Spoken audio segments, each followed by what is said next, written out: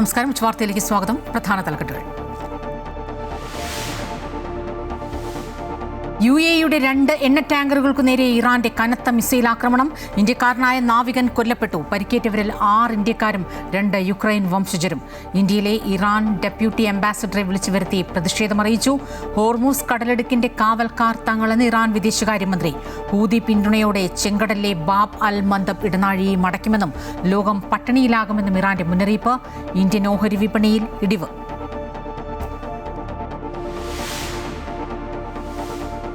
Youth Congress പ്രവർത്തകരെ മർദ്ദിച്ച case അട്ടിമറിച്ചുവെന്ന ആരോപണത്തിൽ ADGP MR അജിത് കുമാറിനെതിരായ റിപ്പോർട്ട് മടക്കി DGP. നടപടി SIT സമർപ്പിച്ച അന്വേഷണ റിപ്പോർട്ടിൽ കൂടുതൽ വ്യക്തത തേടി. തീരുമാനം അജിത് കുമാറിന് സർക്കാർ സംരക്ഷണം ഒരുക്കുന്നു എന്ന വിമർശനം ശക്തമാകുന്നതിനിടെ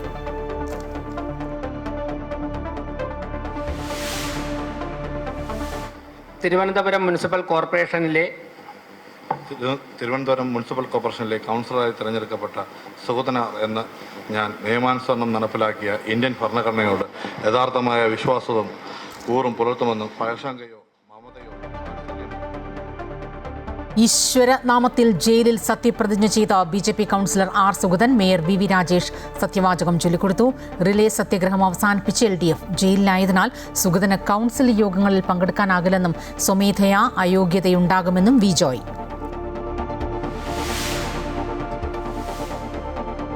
ശബരിമല തന്ത്രി നിയമനത്തിൽ ബ്രഹ്മദത്തൻ തന്ത്രിയാകുന്നതിൽ ബോർഡിന് എതിർപ്പില്ലെന്ന് ദേവസ്വം ബോർഡ് പ്രസിഡന്റ്. തീരുമാനമെടുക്കേണ്ടത് ഹൈക്കോടതിയെന്നും K ജയകുമാർ. മേൽശാന്തി തിരഞ്ഞെടുപ്പിൽ കണ്ഠര രാജീവരെ പങ്കെടുപ്പിക്കുമോ എന്നതിൽ ഉചിതമായ തീരുമാനമെടുക്കുമെന്നും ബോർഡ് പ്രസിഡന്റ്.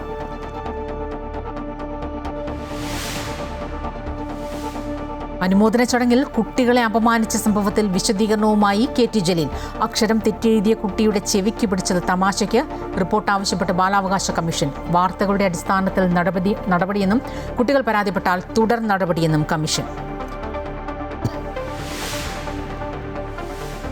ലോകകപ്പ് ഫുട്ബോളിൽ ആദ്യ സെമി ഇന്ന്. ഫ്രാൻസ് സ്പെയിൻ പോരാട്ടം രാത്രി 12:30. ആവശ്യത്തോടെ ലമീൻ യമാൽ, കിലിയൻ എംബാപ്പെ ആരാധകർ. 19ാം പിറന്നാൾ ആഘോഷിച്ച യമാൽ. യൂത്ത് കോൺഗ്രസ് പ്രവർത്തകരെ മർദ്ദിച്ച കേസ് അട്ടിമറിച്ചുവെന്ന ആരോപണത്തിൽ ADGP MR അജിത് കുമാറിനെതിരായ റിപ്പോർട്ട് DGP മടക്കി അയച്ചു. SIT സമർപ്പിച്ച അന്വേഷണ റിപ്പോർട്ടിൽ കൂടുതൽ വ്യക്തത തേടിയാണ് റിപ്പോർട്ട് മടക്കിയത്. അജിത് കുമാറിന് സർക്കാർ സംരക്ഷണം ഒരുക്കുന്നു എന്ന വിമർശനം ശക്തമാകുമ്പോഴാണ് 20 ദിവസത്തിന് മുൻപ് ലഭിച്ച റിപ്പോർട്ടിൽ ഇപ്പോൾ വ്യക്തത തേടുന്നത്. അജിത് കുമാറിന്റെ സ്ഥാനക്കയറ്റത്തിനുള്ള നടപടികൾ തുടങ്ങാനിരിക്കവേ നടപടി എന്നത് ശ്രദ്ധേയമാണ്. രക്ഷാപ്രവർത്തന കേസ് അട്ടിമറിച്ചുവെന്ന SIT കണ്ടെത്തലിനെ തുടർന്നാണ് ADGP MR അജിത് കുമാറിനെതിരെ നടപടിക്ക് ശുപാർശ ചെയ്ത റിപ്പോർട്ട് നൽകിയത്. SIT സമർപ്പിച്ച റിപ്പോർട്ടിൽ വ്യക്തതയില്ല എന്നാണ് DGP ഇപ്പോൾ ചൂണ്ടിക്കാട്ടുന്നത്. അതിനാൽ വീണ്ടും അന്വേഷണം നടത്തി റിപ്പോർട്ട് സമർപ്പിക്കണമെന്ന് നിർദ്ദേശിച്ച SITക്ക് തന്നെ റിപ്പോർട്ട് മടക്കി നൽകി. ഉന്നത ഉദ്യോഗസ്ഥനായ അജിത് കുമാർ കേസ് അട്ടിമറിച്ചുവെന്നും ഉദ്യോഗസ്ഥരെ വിളിച്ചുവരുത്തി റിപ്പോർട്ട് തിരുത്താൻ നിർദ്ദേശിച്ചുവെന്നുമാണ് പോലീസുകാർ മൊഴി നൽകിയത്. ഇതിന്റെ അടിസ്ഥാനത്തിലാണ് SIT സംഘം അജിത് കുമാറിനെ പ്രതിക്കൂട്ടിലാക്കി DGPക്ക് റിപ്പോർട്ട് നൽകിയത്. എന്നാൽ റിപ്പോർട്ട് ലഭിച്ച് 20 ദിവസം വരെയും നിശബ്ദനായിരുന്ന DGP ഇപ്പോൾ വിമർശനം ശക്തമായപ്പോഴാണ് തുടർ നടപടി സ്വീകരിച്ചിരിക്കുന്നത്. ചില കാര്യങ്ങളിൽ വീണ്ടും അന്വേഷണം നടത്തി പുതിയ റിപ്പോർട്ട് നൽകണമെന്നാണ് DGPയുടെ നിർദ്ദേശം. വീണ്ടും അന്വേഷണം നടത്തി മറ്റൊരു റിപ്പോർട്ട് നൽകുമ്പോൾ കാലതാമസമെടുക്കും. അപ്പോഴേക്കും സ്ഥാനക്കയറ്റ പട്ടികയിൽ MR അജിത് കുമാർ ഇടം പിടിക്കുമെന്നാണ് സൂചന. ട്രാൻസ്പോർട്ട് കമ്മീഷണറായിരിക്കുന്ന DGP നിതിൻ അഗർവാൾ ഈ മാസം 31-ന് വിരമിക്കും. ആ ഒഴിവിൽ DGPയായി സ്ഥാനക്കയറ്റം ലഭിക്കാൻ സാധ്യതയുള്ളത് MR അജിത് കുമാറിനാണ്. അതിനുവേണ്ടിയുള്ള സ്ക്രീനിംഗ് കമ്മിറ്റി യോഗവും തുടർ നടപടികളും ഉടൻ ചേരാനിരിക്കവെയാണ് അജിത് കുമാറിന് വീണ്ടും സംരക്ഷണ കവചം ഒരുങ്ങുന്നത്. അമൃത ന്യൂസ്, തിരുവനന്തപുരം. അനുമോദന ചടങ്ങിൽ വെച്ച് കുട്ടികളെ അപമാനിച്ചുവെന്ന സംഭവത്തിൽ വിശദീകരണവുമായി മുൻമന്ത്രി KT ജലീൽ. തമാശയ്ക്ക് കുട്ടിയുടെ ചെവി പിടിച്ചതിൽ രക്ഷിതാക്കൾക്കും കുട്ടികൾക്കും പരാതിയില്ലെന്ന് KT ജലീൽ പറഞ്ഞു. അതേസമയം സംഭവത്തിൽ ജില്ലാ ചൈൽഡ് പ്രൊട്ടക്ഷൻ ഓഫീസറോട് റിപ്പോർട്ട് ആവശ്യപ്പെട്ടതായി ബാലാവകാശ കമ്മീഷൻ അറിയിച്ചു. കുട്ടികൾ പരാതിപ്പെട്ടാൽ തുടർ നടപടികൾ ഉണ്ടാകും. അനുമോദന ചടങ്ങിൽ വെച്ച് കുട്ടികളെ അപമാനിച്ചുവെന്ന സംഭവത്തിൽ ആർക്കെങ്കിലും പരാതിയുണ്ടെങ്കിൽ 1000 വട്ടം മാപ്പ് പറയാൻ തയ്യാറാണെന്ന് മുൻമന്ത്രി KT ജലീൽ പറഞ്ഞു. അക്ഷരം തെറ്റിയെഴുതിയ കുട്ടിയുടെ ചെവി തമാശക്ക് പിടിക്കുകയായിരുന്നുവെന്നും ജലീൽ മാധ്യമങ്ങളോട് വിശദമാക്കി. അവന്റെ ചെവിക്ക് നമ്മൾ സാധാരണ തമാശക്കൊക്കെ പിടിക്കുന്നത് പോലെ അവനും ചിരിക്കുകയാണ്. നിങ്ങൾ അവന്റെ മുഖം ശ്രദ്ധിച്ചാൽ അറിയാം. അല്ലാതെ നുള്ളുകയോ വേദനിപ്പിക്കുകയോ ഒന്നും ചെയ്തതല്ല. അങ്ങനെ ആ കുട്ടിക്കും അങ്ങനെ ഫീൽ ചെയ്തിട്ടില്ല. ഇന്നലെ അല്ലെങ്കിൽ മിനിയാന്നത്തെ ചടങ്ങിൽ പങ്കെടുത്ത ഏതെങ്കിലും ഒരു കുട്ടി അല്ലെങ്കിൽ ഏതെങ്കിലും ഒരു രക്ഷകർത്താവ് അതിൽ വല്ല അപമാനവും അവർക്ക് തോന്നി എന്ന് പറയുകയാണെന്നുണ്ടെങ്കിൽ ഞാൻ 100 വട്ടം ക്ഷമ ചോദിക്കാൻ തയ്യാറാണ്. അതേസമയം കുട്ടികൾ പരാതിപ്പെട്ടാൽ KT ജലീലിനെതിരെ തുടർ നടപടിയെന്നും ജില്ലാ ചൈൽഡ് പ്രൊട്ടക്ഷൻ ഓഫീസർ ഇത് സംബന്ധിച്ച് റിപ്പോർട്ട് സമർപ്പിക്കുമെന്നും ബാലാവകാശ commission chairman advocate Manoj Kumar മാധ്യമങ്ങളോട് പ്രതികരിച്ചു.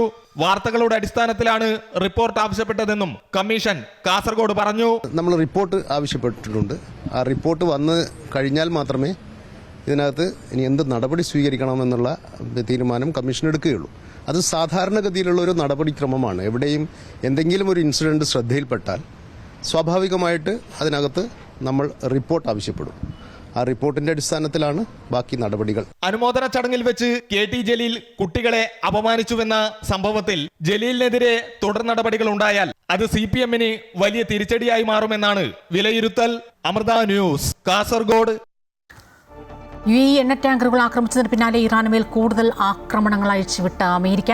ബാഷർ അബ്ബാസ് ഖഷം മേഖലകൾ കേന്ദ്രീകരിച്ചാണ് ആക്രമണം. ഇറാനിയൻ ക്രൂയിസ് മിസൈലുകൾ UAE-യുടെ ദേശീയ ടാങ്കറുകളെ ലക്ഷ്യമിട്ട് നടത്തിയ ആക്രമണത്തിൽ ഇന്ത്യക്കാരനായ നാവികൻ കൊല്ലപ്പെടുകയും 8ഓളം പേർക്ക് പരിക്കേൽക്കുകയും ചെയ്തിരുന്നു. സ്ഥിതിഗതികൾ ഇന്ത്യ രൂക്ഷമായി നിരീക്ഷിക്കുകയാണ്. അതേസമയം ഹോർമുസിന്റെ പൂർണ്ണ നിയന്ത്രണം തങ്ങൾക്കെന്ന അമേരിക്കയുടെ അവകാശവാദം തള്ളി ഇറാൻ രംഗത്തെത്തി. പശ്ചിമേഷ്യയിൽ സ്ഥിതിഗതികൾ കലുഷിതമായതോടെ ഇന്ത്യൻ ഓഹരി വിപണിയിലും ഇടിവ് പ്രകടമായി. യുണൈറ്റഡ് അറബ് എമിറേറ്റ്സിന്റെ മൊംബാസ, അൽബഹിയ എന്നീ എണ്ണക്കപ്പലുകളാണ് ഹോർമൂസ് കടലിടുക്കിൽ ഒമാൻ തീരത്തിന് സമീപം കപ്പൽപാതയിൽ ആക്രമിക്കപ്പെട്ടത്. മൊംബാസ എണ്ണക്കപ്പലുണ്ടായിരുന്ന ഇന്ത്യൻ നാവികനാണ് കൊല്ലപ്പെട്ടത്. പരിക്കേറ്റവരിൽ 6 പേർ ഇന്ത്യക്കാരും 2 പേർ യുക്രൈനിയൻ വംശജരുമാണ്. 4 പേരുടെ നില ഗുരുതരമാണ്. ഇറാന്റെ ആക്രമണം അന്താരാഷ്ട്ര നിയമങ്ങളുടെ ഗുരുതര ലംഘനവും മേഖലയുടെ സുരക്ഷയ്ക്കും സ്ഥിരതയ്ക്കും ഭീഷണിയെന്നും UAE അപലപിച്ചു. എന്തായാലും ഇന്ത്യ സ്ഥിതിഗതികൾ നിരീക്ഷിച്ചു വരികയാണ്. കഴിഞ്ഞ ദിവസം പാനമ പതാകയുള്ള ഒരു എണ്ണ ടാങ്കറിനു നേരെയും ആക്രമണം നടന്നിരുന്നു. വെസലുണ്ടായിരുന്ന 11 ഇന്ത്യക്കാരിൽ 10 ഇന്ത്യക്കാരെ രക്ഷപ്പെടുത്തിയെങ്കിലും ഇനിയും ഒരാളെ കണ്ടുകിട്ടാനുണ്ട്. അതേസമയം ഹോർമുസിന്റെ പൂർണ്ണ നിയന്ത്രണം കൈവശമെന്ന അമേരിക്കയുടെ അവകാശവാദം തള്ളി ഇറാൻ രംഗത്തെത്തി. ഹോർമുസ് കടലിടുക്കിന്റെ യഥാർത്ഥ കാവൽക്കാരൻ ഇറാൻ തന്നെയെന്ന് വിദേശകാര്യമന്ത്രി അബ്ബാസ് അറക്ചി വ്യക്തമാക്കി. ഹോർമുസ് കടലിടുക്ക് വഴി കയറ്റിയിരിക്കുന്ന എല്ലാ ചരക്കുകൾക്കും 20% ചാർജ് ചുമത്തുമെന്ന് US president Donald Trump Truth സോഷ്യലിൽ നേരത്തെ പ്രതികരിച്ചിരുന്നു. ഇത് ഇന്ത്യൻ സമയം ബുധനാഴ്ച പുലർച്ചെ 1:30 മുതൽ പ്രാബല്യത്തിൽ വരും. ഇറാന്റെ എണ്ണക്കപ്പലുകളോ ഉപഭോക്താക്കളോ ഹോർമുസിലെ പ്രധാന ഷിപ്പിംഗ് റൂട്ടിലേക്ക് പ്രവേശിക്കുന്നത് തടയുമെന്നും എന്നാൽ മറ്റെല്ലാ രാജ്യങ്ങൾക്കും ഹോർമുസ് തുറക്കുമെന്നും ട്രംപ് അറിയിച്ചിട്ടുണ്ട്. അതേസമയം പശ്ചിമേഷ്യൻ സംഘർഷം രൂക്ഷമായതോടെ ക്രൂഡ് ഓയിൽ വില കുതിക്കുകയാണ്. ബ്രെന്റ് ക്രൂഡ് ഓയിൽ വില 6% വർദ്ധിച്ച് ബാരലിന് $80 മുകളിലെത്തി. ഹോർമുസ് വഴിയുള്ള എണ്ണ വിതരണം തടസ്സപ്പെട്ടാൽ ക്രൂഡ് ഓയിൽ വില വീണ്ടും ഉയരാനാണ് സാധ്യത. ഇറാൻ US സംഘർഷത്തിന് പിന്നാലെ ക്രൂഡ് ഓയിൽ വില $15 വരെ ഉയർന്നിരുന്നു. അതിനിടെ ചെങ്കടലിലെ അതീവ നിർണായക കപ്പൽപാതയായ ബാബ് അൽ മന്ദബും അടച്ചുപൂട്ടുമെന്ന യമന്റെ ഭീഷണി സ്ഥിതിഗതികൾ കൂടുതൽ വഷളാക്കുന്നു. ലോകത്തിന്റെ ഇന്ധന വിപണി തകരുമെന്നും രാജ്യങ്ങൾ പട്ടിണിയിലാകുമെന്നുമാണ് ഇറാന്റെ മുന്നറിയിപ്പ്. International desk, Amrita TV. Hormuz കടലിടുക്കിൽ ഇറാൻ നടത്തിയ ആക്രമണത്തിൽ ഇന്ത്യൻ പൗരൻ കൊല്ലപ്പെട്ട സംഭവത്തിൽ ശക്തമായ പ്രതിഷേധം അറിയിച്ച ഇന്ത്യയിലെ ഇറാൻ ഡെപ്യൂട്ടി അംബാസഡർ വിളിച്ചുവരുത്തി. ജാവേദ് ഹൊയ്സേനിയെയാണ് വിദേശകാര്യ മന്ത്രാലയം വിളിച്ചുവരുത്തി പ്രതിഷേധം അറിയിച്ചത്. നിലവിലെ സ്ഥിതിഗതികൾ പരിശോധിക്കുകയാണെന്ന് വിദേശകാര്യ മന്ത്രാലയം അറിയിച്ചു. ഒമാൻ തീരത്തോട് ചേർന്ന് UAE ടാങ്കറായ മൊംബാസയ്ക്ക് നേരെ ഇറാൻ നടത്തിയ ആക്രമണത്തിൽ ഇന്ത്യക്കാരൻ കൊല്ലപ്പെട്ട വിവരം UAE ആണ് ഔദ്യോഗികമായി അറിയിച്ചത്. നടിയെ ആക്രമിച്ച കേസിൽ പൾസർ സുനിയുടെ ഹർജി ഹൈക്കോടതി തള്ളി. ശിക്ഷ മരവിപ്പിക്കണമെന്ന ആവശ്യമാണ് തള്ളിയത്. സുനി ജയിലിൽ തുടരും. അഡ്വക്കേറ്റ് രാജേഷ് ആയിരുന്നു വിവരങ്ങളുമായി. രാജേഷ്, ഏത് സാഹചര്യത്തിൽ എന്തൊക്കെ പരിഗണിച്ച് സുനിയുടെ ഹർജി ഹൈക്കോടതി തള്ളിയിരിക്കുന്നു? ഇതിൽ പ്രോസിക്യൂഷൻ വളരെ ശക്തമായി എതിർത്തിരുന്നു. പൾസർ സുനി ഒരു കുടം കുറ്റവാളി തന്നെയാണ്. ഈ കുറ്റകൃത്യത്തിൽ നേരിട്ട് പങ്കെടുത്ത ആളാണ്. മാത്രമല്ല വളരെ നിർണായകമായ ഒരു കാര്യം പ്രോസിക്യൂഷൻ ഹൈക്കോടതിയിൽ ഉന്നയിച്ചിരുന്നു. പൾസർ സുനി പുറത്തിറങ്ങിക്കഴിഞ്ഞാൽ ഒരു പക്ഷേ ഈ അപ്പീൽ ജാമ്യത്തിൽ, അതായത് വിചാരണയെല്ലാം കഴിഞ്ഞു, അപ്പീൽ ജാമ്യത്തിലാണ്. പൾസർ സുനി പറയുന്നത് 8ാം പ്രതി ദിലീപുമായിട്ടുള്ള കണക്ഷൻ കോടതിയിൽ എസ്റ്റാബ്ലിഷ് ആയിട്ടില്ല, അതുകൊണ്ട് ദിലീപിനെ വെറുതെ വിട്ടു, അതുകൊണ്ട് തന്നെ ഈ കേസ് നിലനിൽക്കില്ല എന്നുള്ളതാണ്. അത് അപ്പീൽ പരിഗണിക്കേണ്ട കാര്യം. അതിനിടെ ഈ ആളെ പുറത്തുവിട്ട് കഴിഞ്ഞാൽ കഴിഞ്ഞാൽ ഈ ദൃശ്യങ്ങൾ പ്രചരിക്കാൻ സാധ്യതയുണ്ട് എന്നുള്ളൊരു നിർണായകമായ ഒരു നിലപാടാണ് പ്രോസിക്യൂഷൻ എടുത്തത്. മാത്രമല്ല ഇയാൾ പുറത്തിറങ്ങി കഴിഞ്ഞിട്ടും കുറ്റകൃത്യത്തിൽ ഏർപ്പെട്ടിട്ടുണ്ട്. അതുകൊണ്ട് തന്നെ ഇയാളെ പുറത്തു വിട്ടു കഴിഞ്ഞാൽ അപകടകരമാണ്, സമൂഹത്തിന് ദോഷമാണ്. ഈ കാര്യങ്ങൾ വിലയിരുത്തിയാണ് പൾസർ സുനിയുടെ ഈ ഇപ്പോൾ നൽകിയ ജാമ്യാപേക്ഷ ഹൈക്കോടതി തള്ളിയത്. ശിക്ഷ മരവിപ്പിക്കണമെന്ന ആവശ്യവും കോടതി തള്ളി. അഡ്വക്കേറ്റ് രാജേഷാണ് വിവരങ്ങളുമായി ചേർന്നത്. നടിയെ ആക്രമിച്ച കേസിൽ പൾസർ സുനിയുടെ ഹർജി ഹൈക്കോടതി തള്ളിയിരിക്കുന്നു. ശിക്ഷ മരവിപ്പിക്കണമെന്ന ആവശ്യമാണ് തള്ളിയത്. സുനി ജയിലിൽ തുടരും. കാപ്പ കേസിൽ തടവിലുള്ള തിരുവനന്തപുരം നഗരസഭാ കൗൺസിലർ ആർ സുഗതൻ ജയിലിൽ സത്യപ്രതിജ്ഞ ചെയ്തു. ഹൈക്കോടതി ഉത്തരവിനെ തുടർന്നാണ് വിയൂർ ജയിലിൽ അപൂർവമായ സത്യപ്രതിജ്ഞാ ചടങ്ങ് നടന്നത്. മേയർ വി രാജേഷ് സത്യവാചകം ചൊല്ലിക്കൊടുത്തു. തിരുവനന്തപുരം മുനിസിപ്പൽ കോർപ്പറേഷനിലെ കൗൺസിലറായി തിരഞ്ഞെടുക്കപ്പെട്ട സുഗതന എന്ന ഞാൻ നിയമാനുസരണം നടപ്പിലാക്കിയ ഇന്ത്യൻ ഭരണഘടനയോട് കേരള ചരിത്രത്തിൽ ആദ്യമായാണ് ഒരു ജനപ്രതിനിധി ജയിലിൽ വെച്ച് സത്യപ്രതിജ്ഞ ചെയ്യുന്നത്. വിയൂർ ജയിലിലെ ലൈബ്രറി ഹാളിൽ നടന്ന ചടങ്ങിൽ Thiruvananthapuram mayor V Rajesh, deputy mayor Ashanath, jail ഉദ്യോഗസ്ഥർ തുടങ്ങിയവർ പങ്കെടുത്തു. നേരത്തെ ദൈവങ്ങളുടെ നാമത്തിൽ സത്യപ്രതിജ്ഞ ചെയ്തത് കോടതി റദ്ദാക്കിയതിനാലാണ് സുഗതന് വീണ്ടും സത്യപ്രതിജ്ഞ ചെയ്യേണ്ടി വന്നത്. ഇതിനിടെ കാപ്പ കേസിൽ ജയിലിലുമായി. എന്നാൽ ഇപ്പോൾ ഈശ്വരനാമത്തിലാണ് സുഗതൻ സത്യപ്രതിജ്ഞ ചെയ്തത്. സത്യപ്രതിജ്ഞ ചെയ്യാൻ ജാമ്യം തേടി ഹൈക്കോടതിയെ സമീപിച്ചപ്പോഴാണ് കോടതി ജയിലിൽ സത്യപ്രതിജ്ഞ ചെയ്യാൻ ഉത്തരവിട്ടത്. ഇത് കോടതി ഉത്തരവാണെന്ന് കുറ്റപ്പെടുത്തുന്നവർ ഇത് മനസ്സിലാക്കണമെന്ന് മേയർ വി രാജേഷ് പറഞ്ഞു. രാഷ്ട്രീയത്തിൽ നിൽക്കുമ്പോൾ കേസുകൾ സ്വാഭാവികമാണെന്നും വി രാജേഷ് കൂട്ടിച്ചേർത്തു. ഞങ്ങളൊക്കെ തന്നെ ഈ നിൽക്കുന്ന എല്ലാവരും കോർപ്പറേഷനിലിരിക്കുന്ന പല കൗൺസിലർമാരും ഒക്കെ തന്നെ രാഷ്ട്രീയമായി പലതരത്തിലുള്ള സമരങ്ങളിലൊക്കെ പങ്കെടുത്തതിൻ്റെ കേസുകളിൽ പ്രതികളാണ്. എണ്ണമേറിയും കുറഞ്ഞുമിരിക്കും. അതിൻ്റെയൊക്കെ ഫൈനലി അതിൻ്റെ അഭിപ്രായം പറയേണ്ട ബഹുമാനപ്പെട്ട കോടതികളാണ്. അപ്പോൾ ആ സാഹചര്യത്തിൽ മാത്രമേ നമുക്ക് അങ്ങനെയുള്ള പ്രതിപക്ഷം പറയുന്ന അനുസരിച്ചുള്ള കാര്യങ്ങൾ പ്രതികരിക്കേണ്ടതായിട്ടുള്ളൂ. കേസിൽ ജാമ്യം ലഭിക്കാത്തതിനാൽ സുഗതൻ ജയിലിൽ തന്നെ തുടരും. 2 കൗൺസിൽ യോഗങ്ങളിൽ പങ്കെടുക്കാത്ത സുഗതൻ 3ാമത്തെ കൗൺസിലിലും എത്തിയില്ലെങ്കിൽ അയോഗ്യനാകും. അതേസമയം ജയിലിലെ സത്യപ്രതിജ്ഞ നഗരസഭയ്ക്ക് നാണക്കേടുണ്ടാക്കിയെന്ന വിമർശനം കോൺഗ്രസും CPM-ഉം ഉന്നയിക്കുന്നുണ്ട്. കേരള രാഷ്ട്രീയത്തിലെ പുതുചരിത്രം. വിയൂർ സെൻട്രൽ ജയിലിൽ ജനപ്രതിനിധി സുഗതൻ സത്യപ്രതിജ്ഞ ചെയ്തിരിക്കുന്നു. ഇത് പുതിയ രാഷ്ട്രീയ സാധ്യതകളും ഒപ്പവും കൗതുകവും ഉണർത്തുകയാണ്. ക്യാമറമാൻ ശശികാന്തിനൊപ്പം ഹരീഷ് നാരായൺ, അമൃത ന്യൂസ്, തൃശൂർ. ആർ സുഗതന്റെ സത്യപ്രതിജ്ഞയിൽ പ്രതികരണവുമായി CPM നേതാവ് വി ജോയ്. ഹൈക്കോടതിയുടെ കൃത്യമായ ഇടപെടലാണ് ഇക്കാര്യത്തിൽ ഉണ്ടായിരിക്കുന്നത്. കാപ്പ കേസിൽ പ്രതിയെ പുറത്തുവിടാൻ കഴിയില്ല എന്ന അസന്നിഗ്ധമായ വിധിയാണ് കോടതിയിൽ നിന്ന് ഉണ്ടായത്. കാപ്പ കേസിലെ പ്രതി ഇനി 6 മാസം ജയിലിനുള്ളിലാണ്. കൗൺസിൽ യോഗങ്ങളിൽ പങ്കെടുക്കാൻ കഴിയാതെ വരും. സ്വമേധയാ തന്നെ കൗൺസിൽ സ്ഥാനത്തു നിന്നും അയോഗ്യതയുണ്ടാകും. അതിനാൽ റിലേ സത്യഗ്രഹം അവസാനിപ്പിക്കുന്നുവെന്ന് വി ജോയ് പ്രതികരിച്ചു. കാപ്പ കേസിലെ പ്രതി യഥാർത്ഥത്തിൽ ഇനി 6 മാസക്കാലം ജയിലിനുള്ളിലാണ്. ഈ 6 മാസക്കാലം ജയിലിനുള്ളിലാകുമ്പോൾ നിശ്ചയമായും കൗൺസിൽ യോഗങ്ങളിൽ തുടരെ പങ്കെടുക്കാൻ സാധിക്കാത്ത സ്ഥിതി വരും. സ്വമേധയാ തന്നെ കൗൺസിൽ സ്ഥാനം നഷ്ടപ്പെടുന്ന സാഹചര്യം ഉണ്ടാവും. ഇത് തന്നെയാണ് ഞങ്ങൾ ഉദ്ദേശിച്ചതും ഞങ്ങൾ പറഞ്ഞതും. അതിനനുകൂലമായ നിലപാടാണ് ബഹുമാനപ്പെട്ട ഹൈക്കോടതി ഇപ്പോൾ പറഞ്ഞിട്ടുള്ളത്. ആ സാഹചര്യം വെച്ചുകൊണ്ട് ഇപ്പോൾ ഞങ്ങൾ നടത്തി വന്ന സമരം ഇന്ന് അവസാനിപ്പിക്കുകയാണ്. തുടർന്ന് വരുന്ന സാഹചര്യങ്ങൾ മനസ്സിലാക്കി അപ്പോൾ എന്ത് ചെയ്യണമെന്നതിനെ സംബന്ധിച്ച് നോക്കി, സമരമാണെങ്കിൽ സമരം, അതല്ലെങ്കിൽ മറ്റ് നിയമപരമായ കാര്യങ്ങളാണെങ്കിൽ ആ നിയമപരമായ കാര്യങ്ങളിലും ഇടപെട്ട് കാര്യങ്ങൾ ചെയ്യാൻ വേണ്ടിയിട്ടാണ് ഇടതുപക്ഷ ജനാധിപത്യ മുന്നണി തീരുമാനിച്ചിരിക്കുന്നത്. LDF പറഞ്ഞിട്ടുള്ള കാര്യങ്ങൾ ശരിവെക്കുന്ന രീതിയിലാണ് ഹൈക്കോടതിയുടെ ഉത്തരവെന്ന് തിരുവനന്തപുരം കോർപ്പറേഷനിലെ പ്രതിപക്ഷ നേതാവ് SP ദീപക് പ്രതികരിച്ചു. ഈ സുഗതനെ സംരക്ഷിക്കാൻ വേണ്ടിയിട്ടുള്ള നിലപാടുമായിട്ട് ഈ മേയർ മുന്നോട്ട് പോയതോടുകൂടി നഗരത്തിനകത്തുള്ള ജനവാസം, നഗരത്തിൽ താമസിക്കുന്നവർ ഇന്നിപ്പോൾ പറയുന്നത് ട്രിവാൻഡ്രം കോർപ്പറേഷൻ എന്നുള്ള പേര് മാറിയിട്ട് യഥാർത്ഥത്തിൽ ഇതൊരു കാപ്പ കോർപ്പറേഷനായി മാറുന്ന സ്ഥിതിയിലേക്ക് കാര്യങ്ങൾ വന്നു എന്നുള്ളതാണ്. ബഹുമാനപ്പെട്ട ഹൈക്കോടതിയും അത് തന്നെയാണ് പറഞ്ഞത്. ഒരു കാരണവശാലും നടക്കാൻ വേണ്ടിയിട്ട് പാടില്ലാത്ത ഒരു നടപടിയിലേക്കാണ് നമ്മുടെ ബഹുമാനപ്പെട്ട ഹൈക്കോടതി തന്നെ കടന്നത് എന്നുള്ളതാണ്. പ്രതികളെ വിലങ്ങുവെക്കുന്നതിൽ UDF സർക്കാരിൻ്റേത് ഇരട്ട നീതി എന്നാരോപിച്ച CPM കാപ്പ കേസിൽ പ്രതിയായ ആർ സുഗതനെ ജയിലിൽ നിന്ന് കോടതിയിൽ കൊണ്ടുവരുന്ന വേളയിൽ പോലീസ് കൈവിലങ്ങ് വെച്ചിരുന്നില്ല. എന്നാൽ രാഷ്ട്രീയ കേസിൽപ്പെട്ട പ്രതികളെ കൈവിലങ്ങ് വെച്ചാണ് പോലീസ് കൊണ്ടുവരുന്നതെന്നും CPM ആരോപിക്കുന്നു. ED ആക്രമണ കേസിലെ പ്രതികളെ കൈവിലങ്ങ് വെച്ച പോലീസ് BJP കൗൺസിലർ സുഗതന് സംരക്ഷണം ഒരുക്കുന്നുവെന്ന് CPM തിരുവനന്തപുരം ജില്ലാ സെക്രട്ടറി വി ജോയ് MLA ആരോപിച്ചു. കേരളത്തിൽ UDF ഗവൺമെൻറ് വന്നതിന് ശേഷം ഒരു ഇരട്ട നീതിയാണ് നടപ്പിലാവുന്നത്. രാഷ്ട്രീയ കേസുകളിൽ പ്രതിയാകുന്ന CPM-ൻ്റെയും DYFIയുടെയും SFIയുടെയും എല്ലാം പ്രവർത്തകരെ കൈവിലങ്ങ് വെച്ചാണ് കോടതിയിൽ ഹാജരാക്കുന്നത്.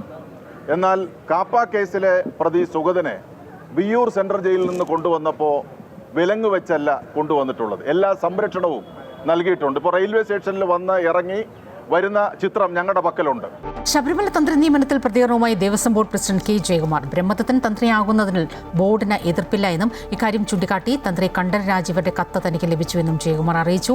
ഇക്കാര്യത്തിൽ തീരുമാനമെടുക്കേണ്ടത് ഹൈക്കോടതിയാണെന്നും അതാണ് ഔചിത്യമെന്നും K. ജയകുമാർ പ്രതികരിച്ചു. അതേസമയം മേൽശാന്തി തിരഞ്ഞെടുപ്പിൽ കണ്ഠരര് രാജീവരെ പങ്കെടുപ്പിക്കുമോ എന്നതിൽ ഉചിതമായ തീരുമാനമെടുക്കുമെന്നും ബോർഡ് പ്രസിഡന്റ് അറിയിച്ചു. രാജീവരുടെ ടേണാണ്. അപ്പോൾ അദ്ദേഹത്തിന് വരാൻ സാധിക്കുന്നില്ല, ആരോഗ്യ പ്രശ്നങ്ങളുണ്ട്. അതുകൊണ്ട് എൻ്റെ മകന് ആ അവകാശം കൊടുക്കണം എന്നുള്ളതാണ് ആകെ ഒരു കത്ത് വന്നിരിക്കുന്നത്. അതിൻ്റെ മേൽ ആ ആവശ്യം അംഗീകരിക്കുന്നതിന് ബോർഡിന് ബുദ്ധിമുട്ടില്ല. പക്ഷേ ചില ഈ മറ്റ് കേസുകളൊക്കെ കിടക്കുന്നതുകൊണ്ട് കോടതിയുടെ ഒരു അംഗീകാരം കൂടി വാങ്ങി ആ കത്തിൻ്റെ മേൽ തീരുമാനമെടുക്കാം എന്നാണ് തീരുമാനിച്ചിരിക്കുന്നത്. അല്ല വേറെ ഒരു തീരുമാനമോ ചർച്ചയോ അതിനെപ്പറ്റി ഉണ്ടായിട്ടില്ല. ബഹിരാകാശത്തെത്തുന്ന ആദ്യ മലയാളി എന്ന നേട്ടം സ്വന്തമാക്കാനൊരുങ്ങി നാസ ശാസ്ത്രജ്ഞനായ ഡോക്ടർ അനിൽ മേനോൻ. കസാഖിസ്ഥാനിലെ ബൈക്കനോർ കോസ്മോഡ്രോമിൽ നിന്ന് കോസ്മോസ് സോയൂസ് MS-29 പേടകത്തിൽ ഫ്ലൈറ്റ് എഞ്ചിനീയറായി അദ്ദേഹം ബഹിരാകാശത്തേക്ക് കുതിക്കും. ഇന്ത്യൻ സമയം ഇന്ന് വൈകിട്ട് 8:17 വിക്ഷേപണം. ഇന്ത്യൻ നാഷണൽ കോൺഗ്രസിന്റെ മലയാളിയായ ആദ്യ അധ്യക്ഷൻ ചേറ്റൂർ ശങ്കരൻ നായരുടെ പേരക്കുട്ടിയുടെ ചെറുമകനാണ് ഡോക്ടർ അനിൽ മേനോൻ. ശങ്കരൻ മേനോനാണ് ഡോക്ടർ അനിൽ മേനോന്റെ പിതാവ്. അമ്മ യുക്രൈനിൽ നിന്ന് അമേരിക്കയിലേക്ക് കുടിയേറിയ എലിസബത്ത് സാമോലെങ്കോ. എമർജൻസി മെഡിസിൻ ഫിസിഷ്യനും മെക്കാനിക്കൽ എഞ്ചിനീയറുമായ അനിൽ മേനോൻ നാസയിൽ ചേരുന്നതിന് മുമ്പ് സ്പേസ് എക്സിന്റെ ആദ്യ ഫ്ലൈറ്റ് സർജനായി പ്രവർത്തിച്ചിരുന്നു. മനുഷ്യരെ ബഹിരാകാശത്തേക്ക് അയച്ച ആദ്യ ക്രൂ ഡ്രാഗൺ ദൗത്യത്തിന്റെ മെഡിക്കൽ സംവിധാനങ്ങൾ ഒരുക്കുന്നതിലും അദ്ദേഹം നിർണായക പങ്കുവഹിച്ചു. 2021 ഡിസംബറിലാണ് നാസ ബഹിരാകാശ സഞ്ചാരിയായി അദ്ദേഹം തെരഞ്ഞെടുക്കപ്പെട്ടത്. ഏജൻസിയുടെ 2 വർഷത്തെ ബഹിരാകാശ സഞ്ചാര പരിശീലന പരിപാടി പൂർത്തിയാക്കിയ ശേഷമാണ് ആദ്യ ബഹിരാകാശ യാത്രയ്ക്ക് നിയോഗിക്കപ്പെട്ടത്. റഷ്യക്കാരായ 2 ഗവേഷകർ കൂടി സംഘത്തിലുണ്ട്. 8 മാസത്തോളം സംഘം ബഹിരാകാശത്തുണ്ടാകും. ദീർഘകാലത്തെ ബഹിരാകാശവാസം മനുഷ്യ ശരീരത്തിലുണ്ടാക്കുന്ന വ്യതിയാനങ്ങളെക്കുറിച്ചുള്ള നിർണായക പരീക്ഷണങ്ങൾ ഇക്കാലയളവിൽ നടക്കും.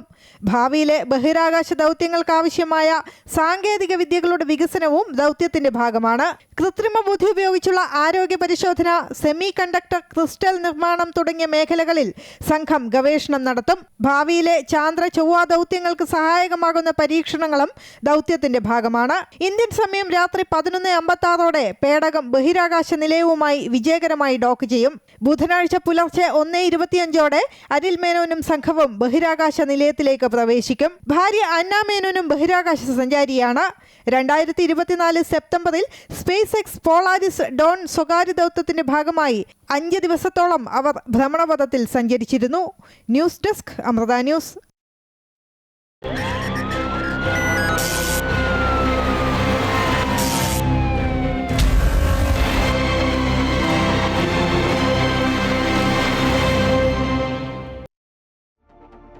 കോഴിക്കോട് 15 ഗ്രാമിലധികം MDMA-യുമായി 2 പേർ താമരശ്ശേരി പോലീസിന്റെ പിടിയിൽ. ഓപ്പറേഷൻ തൂഫാന്റെ ഭാഗമായി താമരശ്ശേരി പോലീസും ഡാൻസ് ഓഫ് സംഘവും ഇന്ന് പുലർച്ചെ അടിവാരത്ത് നടത്തിയ പരിശോധനയിലാണ് ഓട്ടോറിക്ഷയിൽ സഞ്ചരിച്ച് MDMA വിൽപ്പന നടത്തുകയായിരുന്ന സാജൻ, കോടഞ്ചേരി സ്വദേശി MP ആൽവിൻ എന്നിവരെ 15 ഗ്രാം MDMA സഹിതം പിടികൂടിയത്. ലഹരി എന്ന വിപത്ത് തകർക്കുന്നത് അത് ഉപയോഗിക്കുന്നവരെ മാത്രമല്ല, മറിച്ച് അവരുടെ കുടുംബത്തെയും സമൂഹത്തെയും ഒക്കെയാണ്. മകൻ്റെ ലഹരി ഉപയോഗത്തെ തുടർന്ന് വിദേശത്ത് വർഷങ്ങളുടെ പരിശ്രമത്തോടെ നേടിയ ജീവിത സൗഭാഗ്യങ്ങളും സമ്പാദ്യവും ഒക്കെ ഉപേക്ഷിച്ച് നാട്ടിലേക്ക് മടങ്ങിയെത്തിയ ഒരു അമ്മയുടെ അനുഭവ കഥ ഇങ്ങനെയാണ്.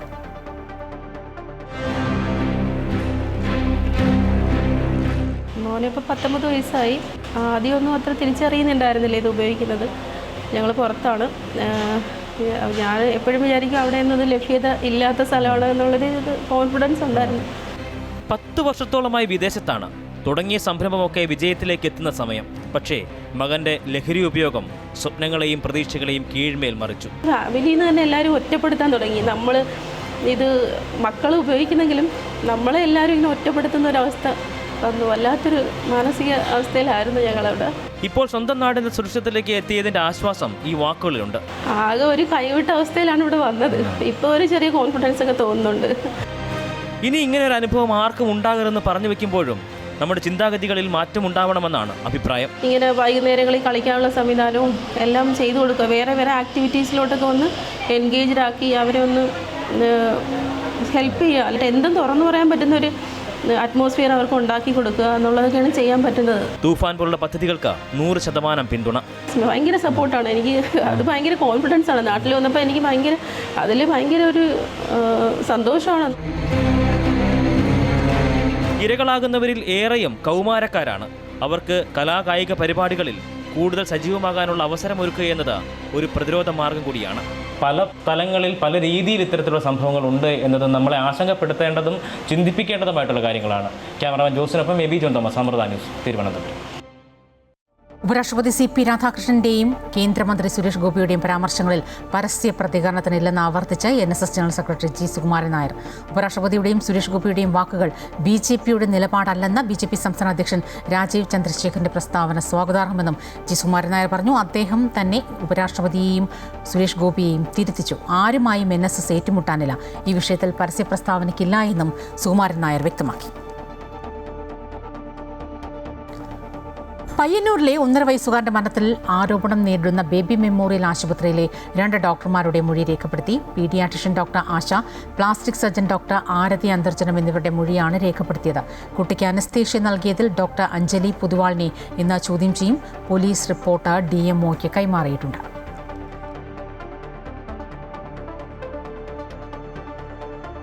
പെരുമ്പാവൂരിൽ യുവതിയെ വീടിനുള്ളിൽ അതിക്രമിച്ചു കയറി ശാരീരികമായി ഉപദ്രവിച്ച കേസിൽ പ്രതിപിടിയിൽ. കോതമംഗലം സ്വദേശി അബിൻ ടോമിയാണ് പിടിയിലായത്. കഴിഞ്ഞ 10-ാം തീയതി വൈകിട്ട് 7 മണിയോടെയാണ് യുവതി ആക്രമിക്കപ്പെട്ടത്. പ്രതി യുവതിയുടെ വീട്ടിൽ കവർച്ചയ്ക്കെത്തിയതാണെന്നാണ് സംശയം. മോഷണശ്രമത്തിന് ശേഷം ഇയാൾ വീട്ടിൽ ഒളിച്ചിരിക്കുകയായിരുന്നു. യുവതി വീട്ടിലെത്തിയപ്പോൾ പ്രതി കടന്നുപിടിച്ചു. ഉതറി മാറിയ യുവതി ബഹളം വെച്ചപ്പോഴേക്കും പ്രതി ഓടി രക്ഷപ്പെട്ടിരുന്നു.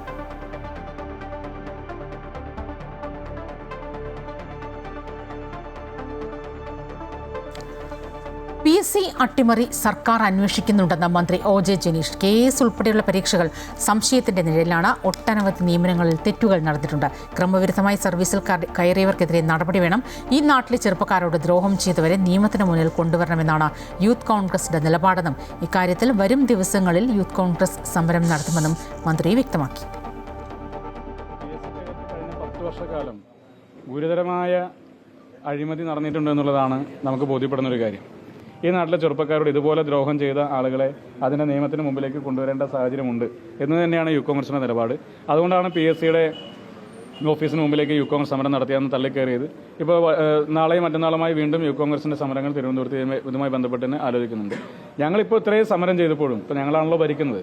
ഞങ്ങൾ പിന്നെ ഭരണം നടത്തുന്ന കേരളത്തിലെ പ്രധാനപ്പെട്ട രാഷ്ട്രീയ പ്രസ്ഥാനത്തിൻ്റെ യുവജന സംഘടനയാണ്. ഈ DYFI എന്ന് പറയുന്ന സംഘടന പ്രതിപക്ഷത്തുണ്ടല്ലോ. DYFIയുടെ ഏതെങ്കിലും ഒരു സ്റ്റേറ്റ്മെൻറ്റ് വന്നു, ഒരു വരിയെങ്കിലും എവിടെയെങ്കിലും നമ്മൾ സനോജിൻ്റെയോ വസീഫിൻ്റെയോ ഭാഗത്ത് നിന്ന് എവിടെയെങ്കിലും ഒരു വരി നമ്മൾ കണ്ടോ? കേരളത്തിലെ ലക്ഷക്കണക്കിന് ഉദ്യോഗാർത്ഥികൾ ഉറക്കമഴിച്ച് പഠിച്ച് PSC പരീക്ഷ എഴുതി റാങ്ക് ലിസ്റ്റിൽ വരുന്നതിന് വേണ്ടി കാത്തു നിന്ന് അതിനുശേഷം പോസ്റ്റ് ഗ്രാജുവേഷൻ നടന്ന് അതിനുശേഷം പിന്നെ അവർ അഡ്വൈസ് വന്ന് അപ്പോയിൻമെൻറ്റ് വരുന്നവരെയുള്ള ഒരുപാട് ഘട്ടങ്ങളിൽ പ്രയാസപ്പെടുന്ന PSCയുടെ ഉദ്യോഗാർത്ഥികൾ ഈ കാണാവുന്ന രീതിയിൽ ഇങ്ങനെ നിൽക്കുമ്പോൾ അവരെയൊക്കെ എല്ലാ പ്രതീക്ഷകളും അട്ടിമറിച്ച് PSCയിൽ ഇത്തരത്തിലുള്ള അഴിമതികൾ ഉണ്ടായിരുന്നു എന്ന് പുറത്തു വന്നിട്ട് DYFIയുടെ ഭാഗത്തുനിന്ന് ഒരു വരി സ്റ്റേറ്റ്മെന്റ് നമ്മൾ എവിടെയെങ്കിലും കണ്ടോ? ലോകകപ്പിലെ ഗ്ലാമർ സെമി പോരാട്ടത്തിനായുള്ള കാത്തിരിപ്പിലാണ് ഫുട്ബോൾ ലോകം. യൂറോപ്പിലെ 2 വമ്പന്മാരായ ഫ്രാൻസും സ്പെയിനും നേർക്കുനേർ വരുമ്പോൾ ആദ്യ സെമി ഫൈനൽ ആവേശകരമാകും. ഇന്ന് രാത്രി 12:30-ക്കാണ് മത്സരം. ലോകകപ്പിൽ കിരീട സാധ്യത കൽപ്പിക്കപ്പെടുന്ന ടീമുകൾ തമ്മിലുള്ള പോരാട്ടമാണ് ആദ്യ സെമി. എന്നാൽ നിലവിലെ ഫോം വിലയിരുത്തുമ്പോൾ മുൻതൂക്കം ഫ്രാൻസിന് തന്നെയാണ്. അതേസമയം മുൻ കണക്കുകൾ നോക്കിയാൽ സ്പെയിനിനെ തള്ളിക്കളയാൻ കഴിയില്ല. യൂറോപ്പിലെ വമ്പന്മാരായ സ്പെയിനും ഫ്രാൻസും നേർക്കുനേർ എപ്പോഴൊക്കെ വന്നിട്ടുണ്ടോ അപ്പോഴെല്ലാം കണ്ടത് ആവേശ പോരാട്ടങ്ങൾ തന്നെയായിരുന്നു. ഡാളസിലെ ആദ്യ സെമിയിൽ സൂപ്പർ താരം എംബാപ്പയുടെയും ഉസ്മാൻ ഡെംബെലയുടെയും മിന്നുന്ന ഫോമാണ് ഫ്രാൻസിന് കരുത്താവുന്നത്. എംബാപ്പെ 8 ഗോളും 3 അസിസ്റ്റും നേടി നിലവിൽ ഗോൾഡൻ ബൂട്ട് പോരാട്ടത്തിൽ തലപ്പത്താണ്. ഉസ്മാൻ ഡെംബെലെ 5 ഗോളും 2 അസിസ്റ്റുമാണ് നേടിയത്. ഈ രണ്ടുപേരുടെയും ഫോമിലാണ് ഫ്രാൻസിന്റെ കുതിപ്പ്. എന്നാൽ സ്പെയിന്റെ മൈക്കൽ ഒയാർ സബാലയും മൈക്കൽ മെറീനോയുമാണ് സ്പാനിഷ് നിരയിലെ ഗോൾ വേട്ടക്കാർ. ഫ്രാൻസിന്റെ ഫൈനൽ ബർത്തിനായി കോച്ച് ദിദിയർ ദഷാമും ശിഷ്യരും തന്ത്രങ്ങൾ പ്ലാൻ ചെയ്തു കഴിഞ്ഞു. ആ തന്ത്രങ്ങൾ പൊളിച്ചെടുക്കാൻ സ്പെയിൻ കോച്ച് ലൂയിസ് ഡെ ലാഫെൻഡയുടെയും നേതൃത്വത്തിൽ മാസ്റ്റർ പ്ലാൻ സ്പാനിഷ് കോട്ടയിൽ തയ്യാറായി കഴിഞ്ഞു. നേട്ടങ്ങളിൽ ചരിത്ര പുസ്തകം നോക്കിയാൽ ക്ഷീണം ഫ്രാൻസിനാണ്. 38 തവണ ഫ്രാൻസും സ്പെയിനും ഏറ്റുമുട്ടിയിട്ടുണ്ട്. അതിൽ 18 ജയങ്ങളുടെ മേൽക്കൈ സ്പെയിന് തന്നെയാണ്. 13 ജയങ്ങൾ ഫ്രാൻസ് നേടിയപ്പോൾ 7 കളികൾ സമനിലയിൽ പിരിഞ്ഞു. ഇത്തവണ ക്വാർട്ടറിൽ ബെൽജിയത്തിനെതിരെ 2-1 സ്പാനിഷ് ടീം ജയിച്ചു വന്നത്. എതിരില്ലാത്ത 2 ഗോളുകൾക്കായിരുന്നു മൊറോക്കയെ തകർത്ത് ഫ്രാൻസ് സെമിയിലേക്കുള്ള ടിക്കറ്റ് ഉറപ്പിച്ചത്. 2018 കിരീടം നേടിയ ഫ്രാൻസ് 2022 റണ്ണേഴ്സപ്പ് ആയിരുന്നു. ലോകകപ്പിൽ ഇരുവരും മത്സരിച്ചത് ഇതുവരെ ഒരു തവണ മാത്രമാണ്. 2006 അന്ന് ഫ്രാൻസ് 3-1 സ്പെയിനെ തോൽപ്പിച്ചത്. ഇത്തവണ ഇതുവരെ 3 നോക്കൌട്ട് മത്സരത്തിലും ഗോൾ വഴങ്ങാതെയാണ് ഫ്രാൻസിന്റെ മുന്നേറ്റം. അതേസമയം മുന്നേറ്റത്തിനൊപ്പം ശക്തമായ പ്രതിരോധവുമാണ് സ്പെയിനിന്റെ ശക്തി. എന്തായാലും തുല്യശക്തികളെന്ന് വിശേഷിപ്പിക്കുന്ന 2 യൂറോപ്യൻ ചേരികൾ സെമിയിൽ കൊമ്പുകോർക്കുമ്പോൾ ആരാധകർക്ക് ടെൻഷൻ തന്നെയാണ്. Sports desk, Amrita news. റിപ്പോർട്ടോടെ ഉച്ചവാർത്ത പൂർത്തിയാകുന്നു. കൂടുതൽ വാർത്തകൾ അമൃത ന്യൂസ് യൂട്യൂബ് ചാനൽ തുടരും. നമസ്കാരം.